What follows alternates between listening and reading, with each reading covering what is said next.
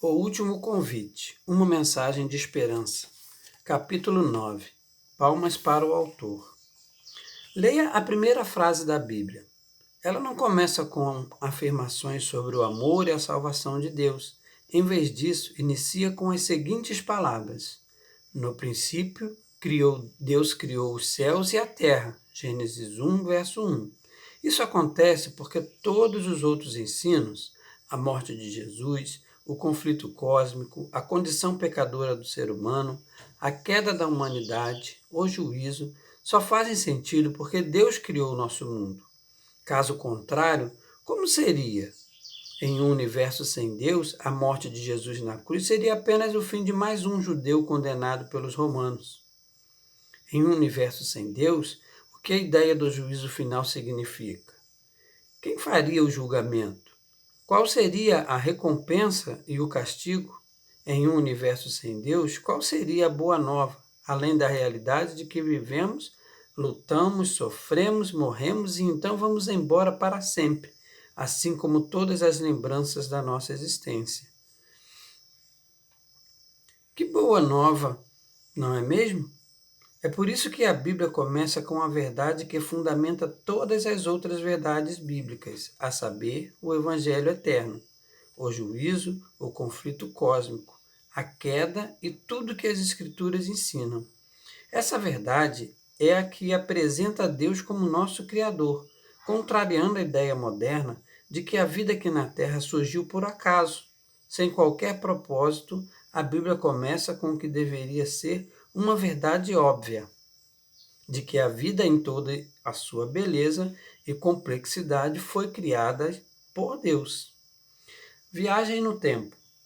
Embora a mensagem dos três anjos sejam destinadas especialmente para os últimos dias, o tempo em que vivemos, elas apontam de volta aos 6 primeiros dias, a criação da vida na Terra. O vocabulário usado por João na primeira mensagem angélica provém do Antigo Testamento. Neste caso específico, as palavras da mensagem angélica, adorem aquele que fez o céu, a terra, o mar e a fonte das águas, Apocalipse 14, verso 7, derivam do quarto mandamento, isso é, lembrem-se do dia de sábado para o santificar. 6 dias você trabalhará e fará toda a sua obra, mas o sétimo dia é o sábado, dedicado ao Senhor seu Deus.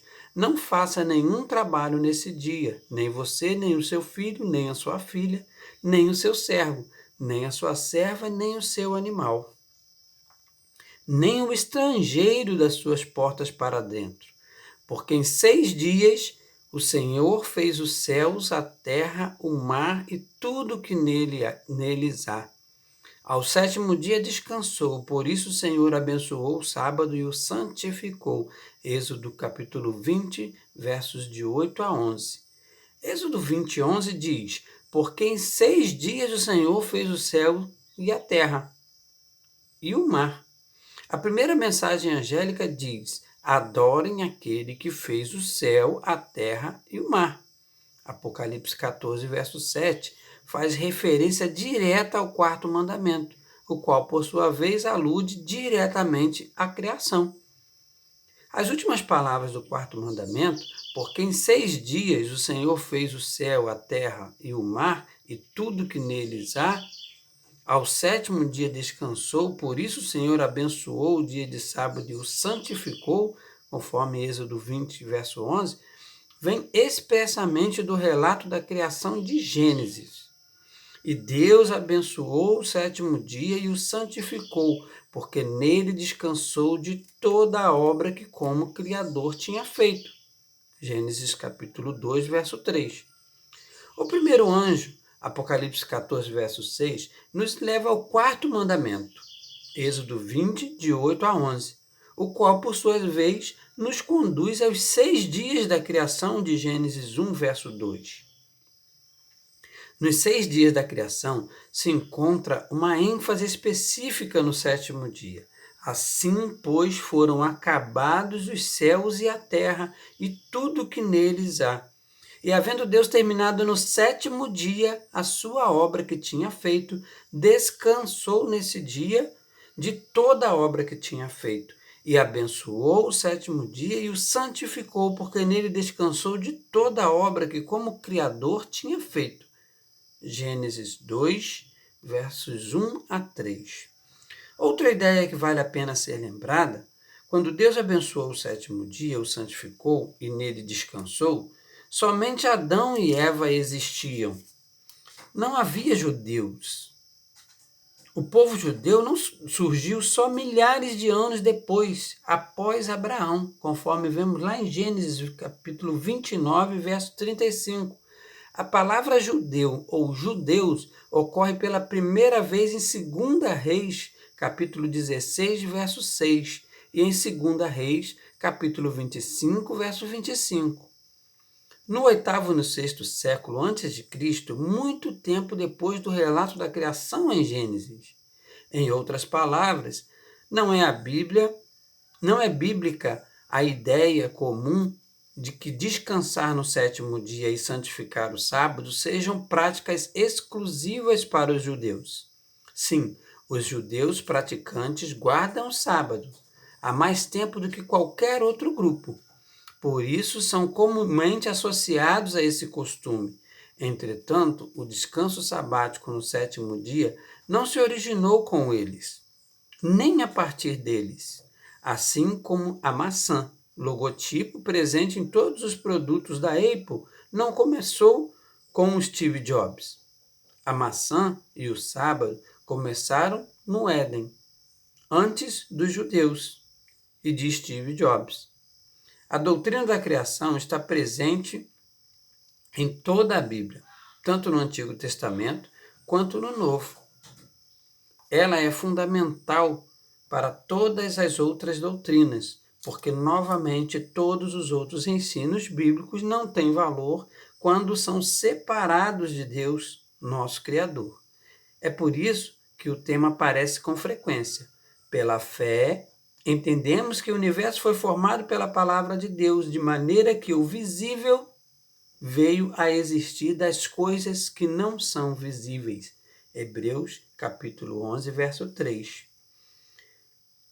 Porque assim diz o Senhor que criou os céus. Ele é o único Deus que formou a terra e a fez. Ele a estabeleceu.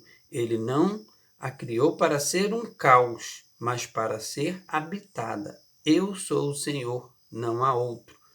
Isaías 45, verso 18. Tu és digno, Senhor e Deus nosso, de receber a glória, a honra e o poder, porque criaste todas as coisas e por tua vontade elas vieram a existir e foram criadas. Apocalipse 4, verso 11. No princípio era o Verbo, e o Verbo estava com Deus, e o Verbo era Deus. Ele estava no princípio com Deus. Todas as coisas foram criadas por meio dele, ou por ele. E sem ele nada do que foi feito se fez. João 1, verso 1 a 3. Os céus por sua palavra se fizeram, e pelo sopro de sua boca o exército deles. Salmo 33, verso 6. Acontece que, de propósito, esquecem que os céus existem desde muito tempo e que a terra surgiu da água e, através da água, pela palavra de Deus. 2 Pedro 3, verso 5. Assim diz Deus, o Senhor que criou os céus e os estendeu, que formou a terra e tudo que ela produz, que dá fôlego de vida ao povo que nela está, e o Espírito aos que andam nela. Isaías 42, verso 5. Só tu és Senhor, fizeste o céu dos céus e todo o seu exército, a terra e tudo o que há nela, os mares e tudo o que há neles, tudo conservas a todos com vida. Tu conservas a todos com vida, e o exército dos céus te adora. Neemias 9, verso 6. Pois nele foram criadas todas as coisas nos céus e sobre a terra, as visíveis e as invisíveis, sejam tronos, sejam soberania, quer principados, quer potestades. Tudo foi criado por meio dele e para ele. Ele é antes de todas as coisas, nele tudo subsiste. Colossenses 1, capítulo 1, versos 16 e 17. Há muitos outros textos que revelam a grande importância da doutrina da criação. Aliás, essa doutrina é tão importante que somos orientados a passar 1/7 de nossa vida, toda semana, sem exceção, nos lembrando dela. Algo que não somos instruídos a fazer por nenhuma outra doutrina. Por quê? Porque, novamente, nenhuma outra doutrina faz sentido, caso Deus não seja aceito como nosso Criador. Junto a não matarás, não adulterarás e não furtarás, está o mandamento de se lembrar do dia de sábado.